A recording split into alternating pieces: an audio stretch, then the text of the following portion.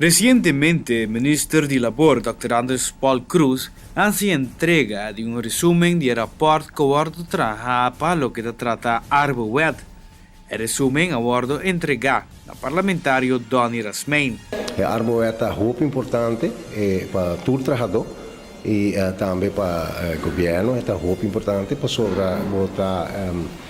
make sure que o trabalhador trabalha em um ambiente onde promove o trabalho, onde pode prevenir para acidentes não passar, onde pode aplicar toda a lei de veiligheidsverordening, então pode reduzir assim a quantidade de acidentes que tem.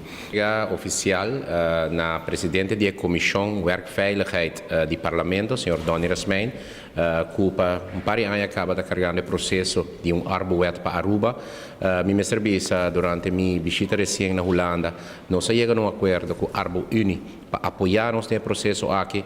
E não é um processo de dia para outro que vai implementar uma lei para proteção e segurança de trabalho para trabalhadores aqui na Aruba. É um processo, me mencionou também, é um processo integral, onde vai requerir interdepartamentalmente cooperação entre diferentes departamentos.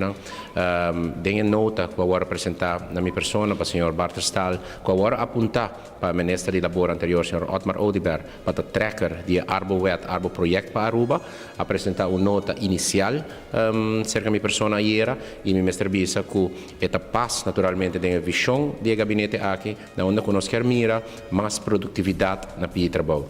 No momento que você estimular mais produtividade, trabalhador se sentia seguro, se sentia protegido.